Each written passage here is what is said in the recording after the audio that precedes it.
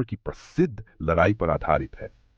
उसी अंदाज में दो और कहानियां दी जा सकती हैं, पहली हुदैबिया के समझौते की और दूसरी तबूक की लड़ाई की। आइए इन दोनों घटनाओं को उसी शैली में प्रस्तुत करते हैं। 1. हुदैबिया का समझौता।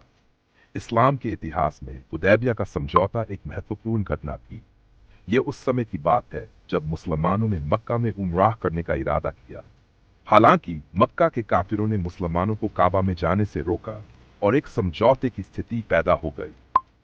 मुसलमान एक शांतिपूर्ण इरादा लेकर आए थे, लेकिन जब मक्का वालों ने उन्हें प्रवेश की अनुमति नहीं दी तो मामला गंभीर हो गया। रसूलुल्लाह सल्लल्लाहु अलैहि वसल्लम ने सलाह मशविरा किया और सहाबा ने मक्का वालों से बातचीत का सुझाव दिया। मक्का वालों ने कई शर्तें रखीं जो मुसलमानों के लिए अत्यधिक कठिन थी। फिर भी रसूलुल्लाह सल्लल्लाहु अलैहि वसल्लम ने इसे स्वीकार किया क्योंकि इसका परिणाम मुसलमानों के लिए लाभकारी हो सकता था। इस समझौते की प्रमुख शर्त यह थी कि अगले 10 साल तक कोई जंग नहीं होगी और मुसलमान इस साल उमराह नहीं करेंगे, लेकिन अगले साल आ सकते हैं। ये शर्तें देखने में मुसलमानों के लिए कठिन लग रही थी, लेकिन रसूलुल्लाह सल्लल्लाहु अलैहि वसल्लम की दूरदृष्टि ने इसे एक बड़ी जीत बना दिया।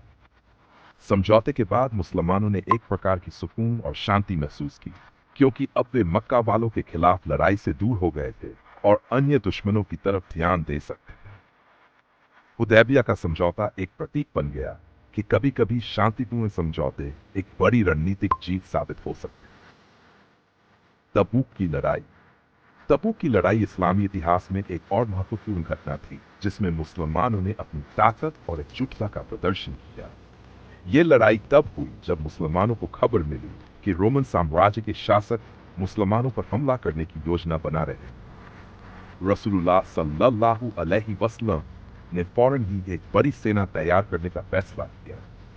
इस लड़ाई की तैयारी के लिए मुसलमानों से दान करने को कहा गया और सहाबा ने दिल खोलकर अपने संसाधन दिए। हजरत उस्मान रज़ियल्लाहु अन्हु ने अपनी संपत्ति का बड़ा हिस्सा दान कर दिया और मुसलमानों के लिए पर्याप्त हथियार और जरूरत की चीजें उपलब्ध कराई गईं। तबूक का सफर आसान नहीं था। वह रास्ता बेहद गर्म और सूखा था और सेना को बहुत कठिनाइयों का सामना करना पड़ा, लेकिन रसूलुल्लाह सल्लल्लाहु अलैहि वसल्लम की रहनुमाई में सबने धैर्य और हिम्मत दिखाई। जब मुसलमान तबूक पहुंचे तो उन्हें पता चला कि रोमन सेना ने डर के मारे पीछे हटने का फैसला किया था।